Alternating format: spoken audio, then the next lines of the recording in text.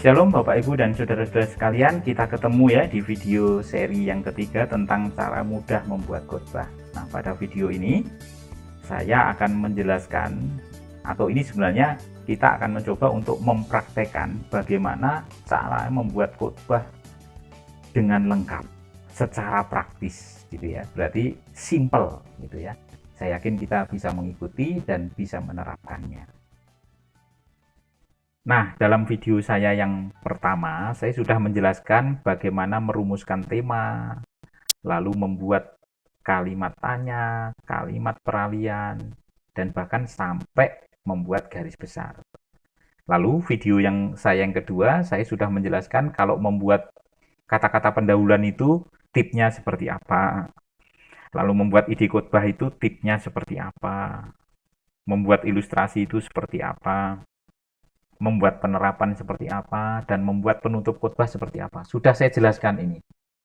Bagi Bapak Ibu Saudara yang belum menontonnya, silahkan dibuka ke channel YouTube saya tentang bagaimana cara mudah membuat khotbah satu dari tema hingga garis besar. Linknya bisa dilihat di deskripsi. Lalu video yang kedua, cara mudah membuat khotbah 2, tip membuat pendahuluan, ilustrasi, penerapan, penutup khotbah yang baik. Bisa dilihat juga linknya di deskripsi. Dan pada video saya yang ketiga ini, saya akan langsung menolong kita mempraktekkan bagaimana sih sebenarnya membuat khotbah secara lengkap. Gitu ya. Oke, praktek membuat khotbah lengkap. Nah, ada dua contoh yang saya berikan. Oke, saya akan berikan contoh.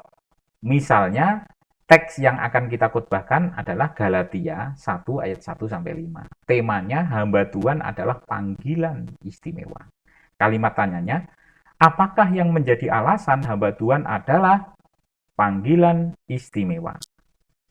Alasan bahwa hamba Tuhan adalah panggilan istimewa menurut Galatia pasal 1 ayat 1 sampai 5 adalah sebagai berikut. Nah, garis besarnya seperti ini. Nah, sekarang kita khotbahkan. Nah, misalnya tema khotbah saya tentang hamba Tuhan adalah panggilan istimewa. Yang saya ambil dari Lukas pasal 5 ayat 1 sampai 11. Nah, pendahuluannya itu kan dimulai dengan ide khotbah ya.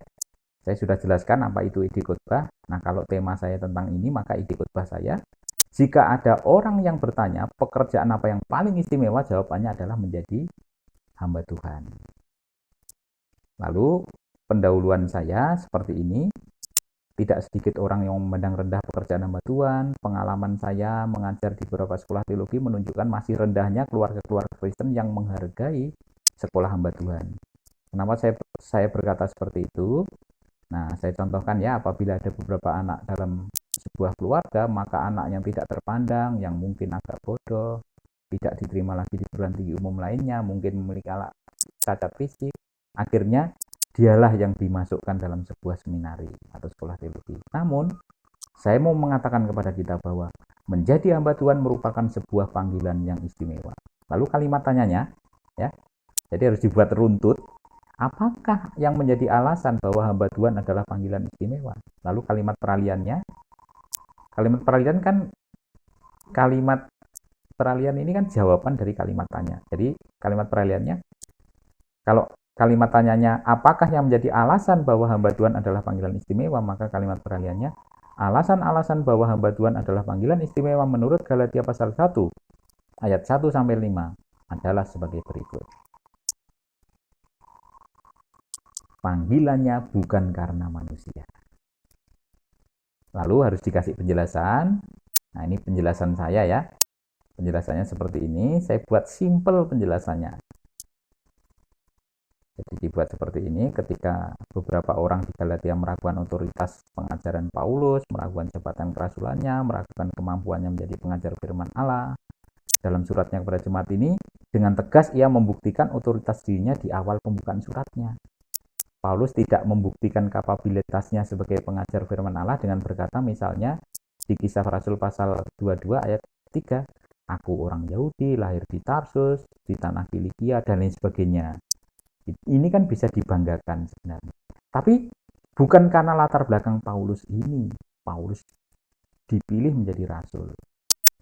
Ini bukan yang jawaban ini yang diberikan ketika ada orang Galatia yang meragukan kerasulannya. Mengapa? Karena ia tahu menjadi hamba Tuhan adalah panggilan istimewa. Nah, kalau khotbah saya karena saya khotbah di kalangan orang-orang teologi, nah saya mengutip kata-kata Yunani. Tapi kalau khotbahnya ini tidak di depan mahasiswa teologi atau dosen-dosen, nggak usah disebutkan ini. Juga nggak apa-apa, dibuat aja penjelasan yang sederhana, yang orang itu bisa menangkap isi khotbah kita dan memberkati mereka. Nah, saya jelaskan kayak gini. Dalam ayat 1a dari Paulus, seorang rasul bukan karena manusia, panggilan Paulus bukan karena manusia. Ok apo antropon. Preposisi Yunani apo biasanya diterjemahkan dari. Ini menunjukkan asal atau datangnya panggilan Paulus sebagai rasul bukan dari pihak manusia.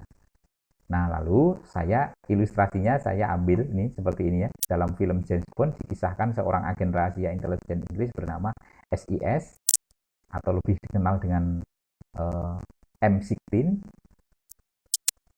atau M16 selalu memberikan tugas berat kepada agen 007 James Bond.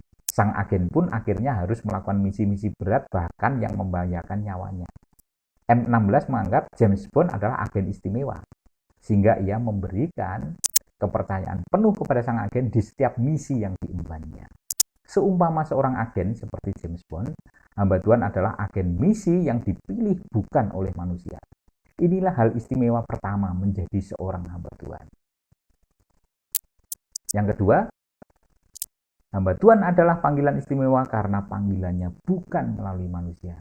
Frasa dalam ayat 1b juga bukan oleh seorang manusia. Panggilan Paulus juga bukan oleh manusia. Ode, dia, antropo. Preposisi dia yang digunakan dengan kasus genitif, antropo, menunjukkan bahwa datangnya kerasulan Paulus bukan melalui manusia. Kerasulannya diperoleh bukan melalui sidang-sidang rasul di Yerusalem. Bukan oleh sidang-sidang itu Paulus ditetapkan sebagai rasul. Kristus sendiri yang mengangkat rasul Paulus secara langsung menjadi rasul. Nah, saya mengambil ilustrasi tentang kisah William Carey, seorang misionaris Inggris yang melayani misi pekabaran Injil di India. Menjelang akhir hidupnya, ia berkata kepada seorang teman yang mengunjunginya, ketika nantinya saya meninggalkan dunia ini, jangan berbicara lagi tentang Dr. Carey. Bicaralah tentang juru selamat Dr. Carey. Pernyataan ini menunjukkan bahagianya William Carey menjadi utusan misi. Bukan karena lembaga misi di Inggris yang mengutusnya, namun karena Kristus yang telah mempercayakan tugas kepadanya hingga akhir hidupnya. Siapapun kita, dari denominasi apapun, keistimewaan kita sebagai hamba Tuhan bukan karena organisasi yang menetapkan kita sebagai hamba Tuhan. Ingat itu. Dan yang ketiga, hamba Tuhan adalah panggilan istimewa karena panggilannya ditetapkan oleh Allah itu sendiri. Dalam frasa selanjutnya di ayat yang ke-1c dikatakan, melainkan oleh Yesus Kristus dan Allah Bapa yang telah membangkitkan dia dari antara orang mati.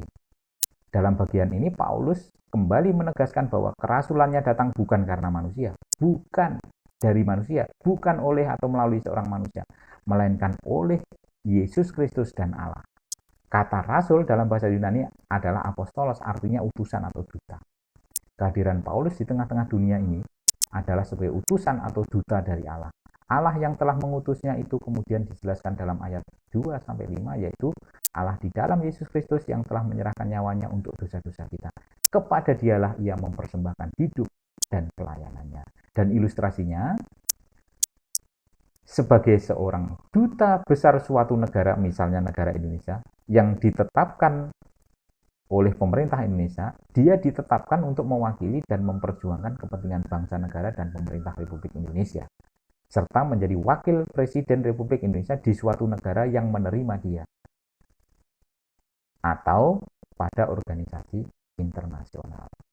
Seperti halnya seorang duta besar tersebut, hamba Tuhan adalah panggilan istimewa karena dipilih menjadi wakil Allah atau duta Allah di tengah-tengah dunia untuk mengemban tugas misi ilahi. Dan sebagai penutup, saya membuat pernyataan seperti ini.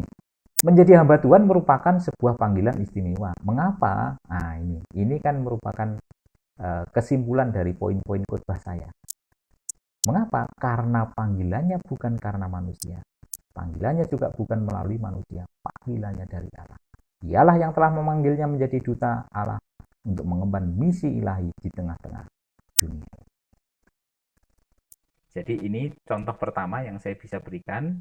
Tadi masih saya kasih jeda gitu ya, kalau perlu saya kasih penjelasan.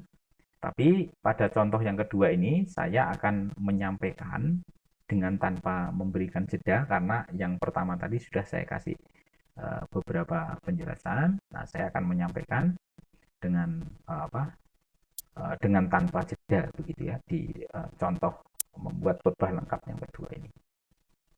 Misalnya yang kedua ini saya khotbah dari Lukas pasal 5 ayat 1 sampai 11, temanya mengubah masalah menjadi berkat. Bagaimana langkah-langkah mengubah masalah menjadi berkat? Langkah-langkah mengubah masalah menjadi berkat menurut Lukas pasal 5 ayat 1 sampai 11 adalah sebagai berikut. 1. Hadirkan Yesus, taati firman-Nya, terapkan prinsip, diberkati untuk memberkati. Nah, ini garis besar khotbah saya dan ini temanya. Nah, sekarang saya akan khotbahkan. Bapak Ibu Saudara yang dikasihi oleh Tuhan, tema khotbah saya hari ini mengubah masalah menjadi berkat. Setiap orang punya masalah. Walaupun demikian kita bisa ubah masalah ini menjadi berkat. Sampah menjadi masalah dimanapun. Selain merusak pemandangan, sampah juga menimbulkan bau tidak sedap. Bahkan dapat mempengaruhi kesehatan kita. Sehingga tidak jarang orang menolak tinggal di dekat penampungan sampah itu. Siapa yang mau tinggal di tempat seperti ini? Tapi Bapak Ibu Saudara tahu, oleh beberapa orang, masalah-masalah sampah ini rupanya bisa menjadi berkah oleh beberapa orang yang memiliki tangan-tangan kreatif. Permasalahan kita pun dapat diubah Tuhan menjadi berkat dalam hidup kita. Bagaimana langkah-langkah mengubah masalah menjadi berkat? Langkah-langkah mengubah masalah menjadi berkat menurut Lukas pasal 5 ayat 1 sampai 11 adalah sebagai berikut. Yang pertama, hadirkan Yesus. Bapak Ibu perhatikan ayat 1 sampai ayat yang kedua dan ayat yang kelima. Telah semalaman suntuk Simon dan kawan-kawannya bekerja keras untuk menangkap ikan. Tapi tak satu pun ikan yang mereka dapatkan. Di ayat yang kelima. Ini tentu menjadi masalah besar bagi seorang nelayan. Karena mereka telah bekerja semalaman dan pulang tanpa membawa ikan. Dan itu pasti menjadi masalah besar. Setelah mereka semalaman tidak menangkap ikan, lalu mereka mulai membasuh dirinya, membasuh tangan, membasuh kakinya, dan membereskan jalannya. Itu dikatakan di ayat yang kedua. Mungkin mereka akan segera pulang ke rumah karena tidak ada hasil apapun. Tapi pada saat itulah Yesus datang di tengah-tengah mereka. Ketika mereka ada masalah yang cukup berat bagi seorang nelayan karena pergi semalaman tak ada satupun ikan yang ditangkap, ini tentu masalah. Pada saat itu Yesus datang di tengah-tengah mereka, dan kedatangan Yesus ini ternyata membawa berkah bagi mereka. Masalah mereka akhirnya terselesaikan ketika Yesus hadir di tengah-tengah mereka. Apakah saudara pernah mendengar Sinterklas? Menurut kepercayaan, Sinterklas ini selalu datang membawa berkat. Bapak Ibu, Yesus lebih dari seorang Sinterklas. Bukankah Yesus ada dalam hidupmu? Artinya dia hadir setiap saat dalam hidupmu dan ia pasti akan menolongmu. Kalau yang pertama tadi, mengubah masalah menjadi berkat. Yang pertama tadi, hadirkan Yesus. Yang kedua, taati firman-Nya. Dijelaskan kemudian, setelah Yesus menyampaikan beberapa pengajarannya, ia berkata kepada Simon, Simon, bertolaklah ke tempat yang dalam dan tebarkanlah jalamu untuk menangkap ikan, dalam ayat yang keempat. Tapi Simon menjawab, Guru, telah sepanjang malam kami bekerja keras dan tidak menangkap apa-apa. Tetapi karena engkau menyuruhnya, aku akan menabarkan jala juga, di ayat yang kelima. Dan coba perhatikan Bapak Ibu Saudara sekalian. ketika Simon menuruti perkataan Yesus ini.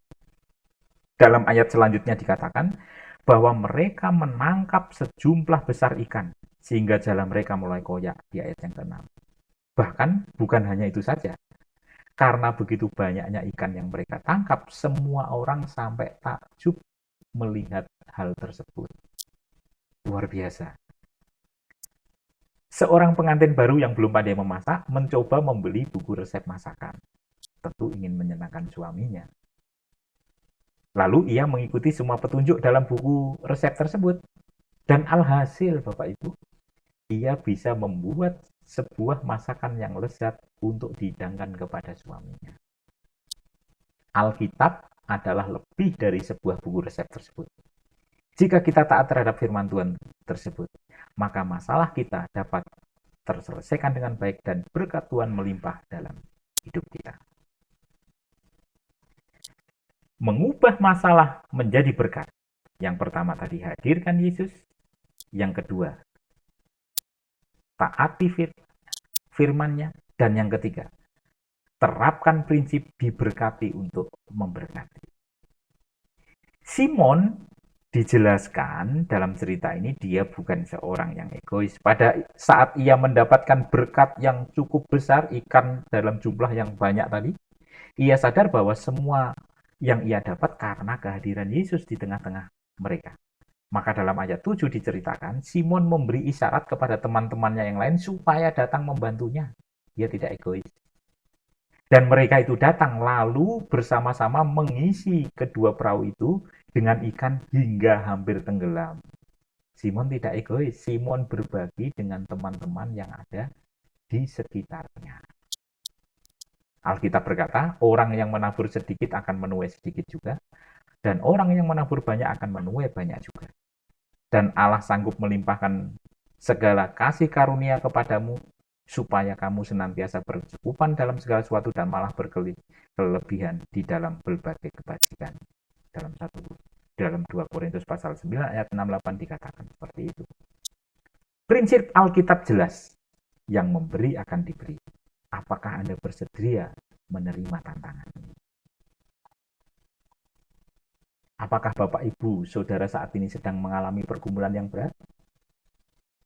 Jangan pernah menolak permasalahan hidup, karena kita bisa ubah masalah itu menjadi berkat.